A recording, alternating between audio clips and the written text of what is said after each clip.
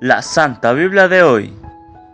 Sean bienvenidos, queridos hermanos, al compartir de la palabra de Dios, donde escucharemos todos los días los capítulos de todos los libros que contiene la Sagrada Biblia. Hermanitos, hoy escucharemos el capítulo 5 y el capítulo 6 del segundo libro de Samuel. Vamos a escuchar, hermanitos, con atención la palabra de Dios. Todos los ancianos dirigentes de las tribus de Israel vinieron a hablar con David en Hebrón y le dijeron: mira que somos sangre de tu sangre. Ya antes, cuando Saúl reinaba, tú dirigías a Israel en sus campañas, y sabemos que Yahvé te dijo: tú eres el que guiará a mi pueblo, tú llegarás a ser jefe de Israel. Así pues, los dirigentes de Israel fueron donde David en Hebrón, y a continuación hicieron un pacto con David delante de Yahvé, y procedieron a ungirlo como rey de Israel. David tenía 30 años cuando empezó a reinar. Primero, fue rey de Judá durante 7 años y medio, y tenía por capital Hebrón. Después, teniendo por capital Jerusalén, reinó 33 años, sobre todo Israel y Judá. En total, fueron 40 años. Después de esto, el rey y sus hombres marcharon hacia Jerusalén contra los jebuseos, que ocupaban el país.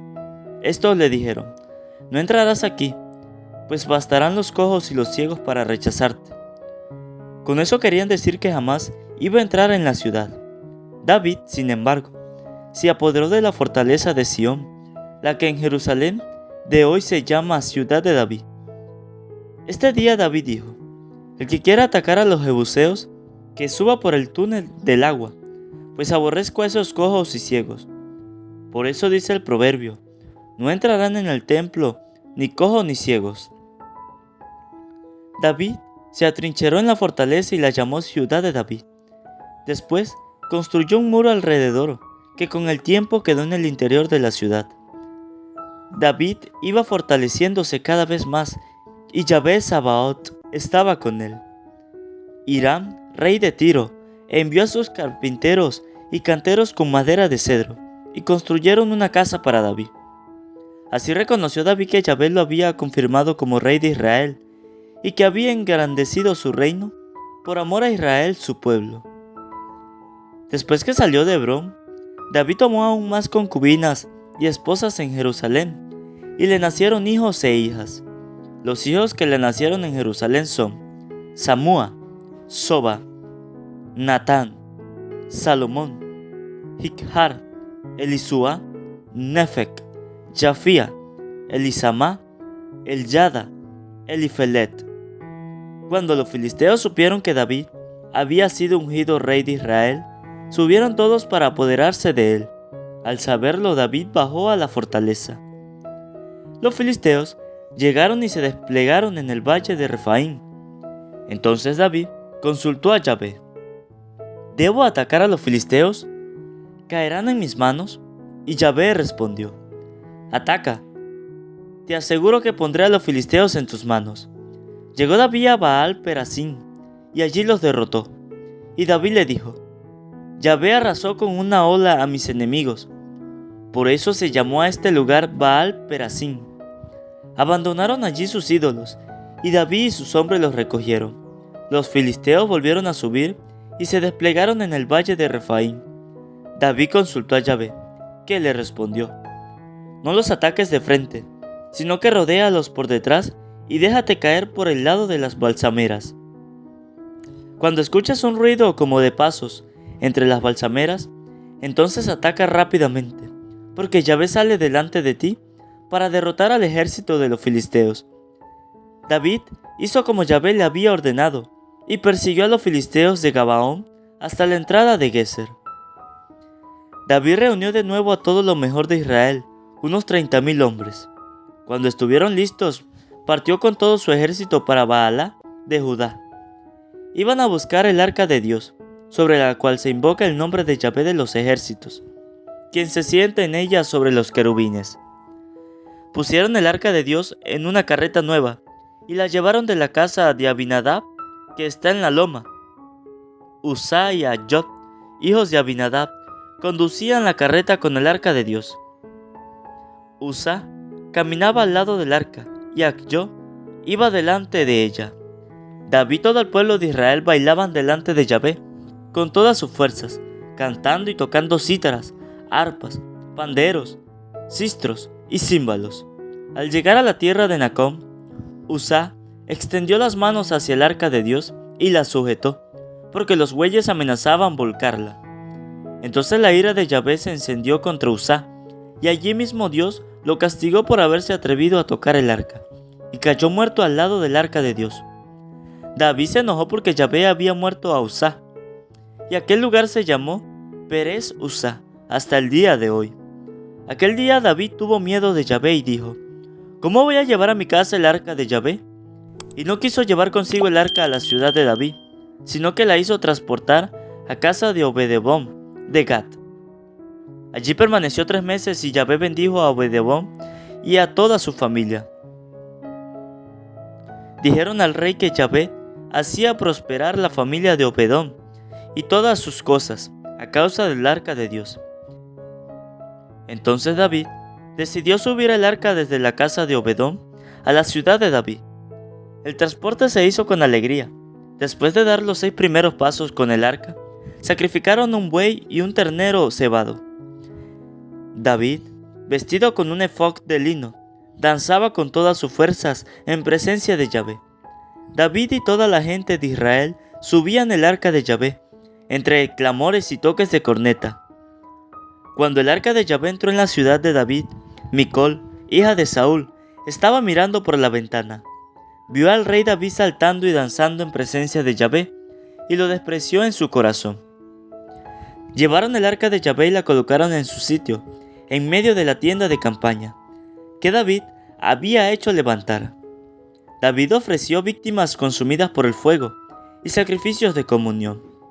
Después bendijo al pueblo en nombre de Yahvé Sabaoth y repartió a todo el pueblo, hombres y mujeres, a cada uno un pastel, una porción de carne asada y un pan de pasas. Después se fueron todos, cada uno a su casa. Cuando David se volvía para bendecir a su familia, Micol, hija de Saúl, le salió al encuentro y le dijo: «¿Qué honor más grande para el rey de Israel haberse hoy mostrado medio desnudo a los ojos de las mujeres de sus servidores, como si fuese un cualquiera?» David le respondió: «Yo danzaba en presencia de Yahvé, juro por él, que me prefirió a tu padre y a toda tu familia para hacerme jefe de Israel su pueblo, que yo volveré a danzar delante de Yahvé. Y me rebajaré más aún. No importa que tú me desprecies, pues las mujeres de que hablas me apreciarán más todavía». Y Micol, hija de Saúl, no tuvo hijos hasta el día de su muerte. Palabra de Dios, te alabamos, Señor. Invoquemos, hermanitos, la presencia del Espíritu Santo sobre nuestras vidas. Pidámosle al Espíritu Santo que sea Él quien haga de nuestros corazones una tierra fértil donde va a ser sembrado esa semilla de esa palabra. Digan conmigo: Espíritu Santo, desciende en nuestras vidas e ilumina nuestros corazones con tu luz, con tu sabiduría, con tu amor, para poder entender tu palabra, no como palabra terrenal, sino como palabra divina, que se hace realidad con tu poder y que actúa en nosotros los creyentes. Amén. Un saludo, hermanitos, para cada uno de ustedes los que nos siguen a través de este canal, Santa Biblia de hoy. Bendigo y alabo a Dios por este nuevo día, por este nuevo compartir de la palabra de Dios. Mis hermanos, hoy vamos a meditar un poco acerca del capítulo 5 y el capítulo 6 del segundo libro de Samuel. Algo que me llama la atención de estos capítulos, hermanitos, es que nos habla y Dios nos va a enseñar de algo que algunas personas reprochan de nosotros los católicos. Los protestantes, por ejemplo, reprochan y andan diciendo que nosotros somos unos idólatras. ¿Por qué? Porque adoramos imágenes y porque hacemos esas procesiones, idolatrando a aquellas esculturas de yeso. Por ejemplo, hace unos meses atrás se celebraba aquí en Venezuela la beatificación del doctor José Gregorio Hernández. Y las personas, pues, de alegría, hacían una procesión con la imagen del doctor, y los protestantes y las personas no católicas empezaron a despreciar a los católicos, que porque eran unos idólatras por la procesión que estaban haciendo. Pero hoy la palabra de Dios nos deja una cita para que nos las aprendamos. Y cuando llegue una persona de esas a reprocharnos de esa manera, ustedes y yo le leamos Segunda de Samuel, capítulo 6, versículo 1 en adelante.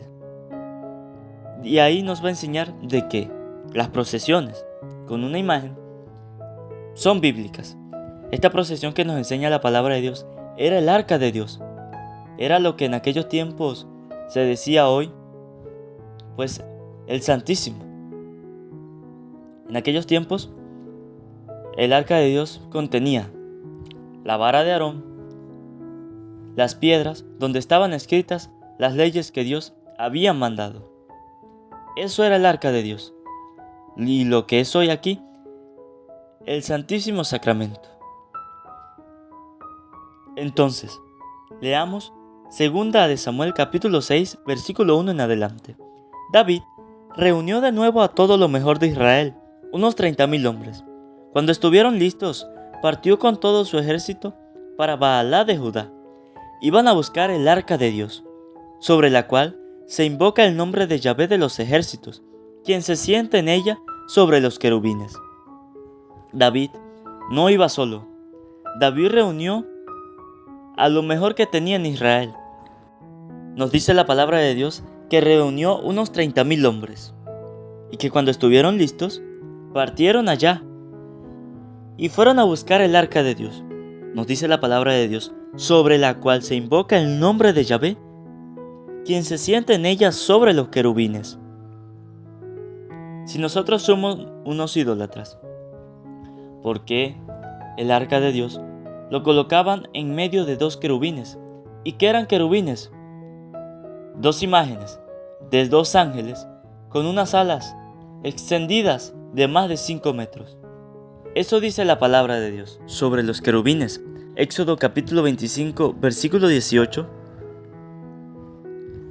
Nos habla de unos querubines que Dios mandó a hacer a Moisés. Escuchemos con atención. Éxodo capítulo 25, versículo 18. Nos dice así: Asimismo, harás 2 querubines de oro macizo y los pondrás en las extremidades de la cubierta. Pondrás un querubín a una extremidad y el otro en la otra. Formarán un solo cuerpo con la cubierta a sus 2 lados. Los querubines extenderán sus alas hacia arriba, y sus alas cubrirán el lugar del perdón.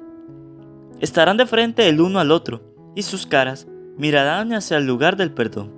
Los pondrás sobre el arca, y pondrás dentro de ella el testimonio que yo te daré. Si nosotros somos unos idólatras, como dicen los protestantes, entonces ¿por qué Dios mandó a hacer unos querubines y colocarlos al lado del arca de Dios? Entonces, nos dice 2 de Samuel capítulo 6 que David con más de 1,000 hombres fue a buscar el arca de Dios que estaba sentado sobre los querubines. Luego nos dice la palabra de Dios que pusieron el arca de Dios en una carreta nueva y la llevaron de la casa de Abinadab, que está en la loma. Uzá y Acjó, hijos de Abinadab, conducían la carreta con el arca de Dios. Uzá caminaba al lado del arca y Acjó iba delante de ella. David y todo el pueblo de Israel bailaban delante de Yahvé con todas sus fuerzas, cantando y tocando cítaras, arpas, panderos, sistros y címbalos. Eso es la procesión, hermanitos. Eso hizo David con aquellos hombres, una procesión con el arca de Dios. Y cuando ustedes y yo, un protestante o un no católico, llegue a nosotros a reprocharnos de que somos unos idólatras porque hacemos procesión, le leamos 2 de Samuel capítulo 6, versículo 1 en adelante, donde Dios nos enseña que sí, el David y su ejército hizo una procesión con el arca de Dios.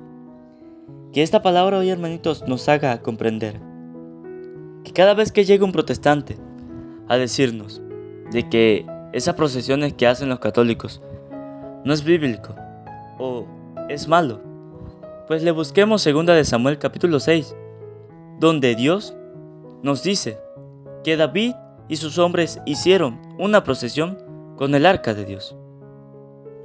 También nos muestra la palabra de Dios, hermanitos, que la hija de Saúl, Micol, que era esposa de David, al ver lo que David estaba haciendo, le reprochó a David por lo que había hecho.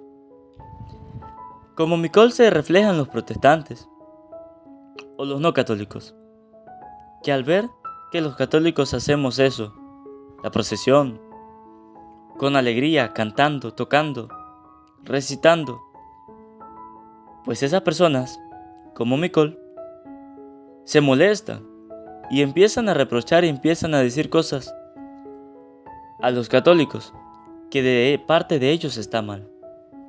Que esta palabra, hermanitos, nos enseña que en primer lugar no nos dejemos engañar por los protestantes cuando nos digan que las procesiones no son bíblicas.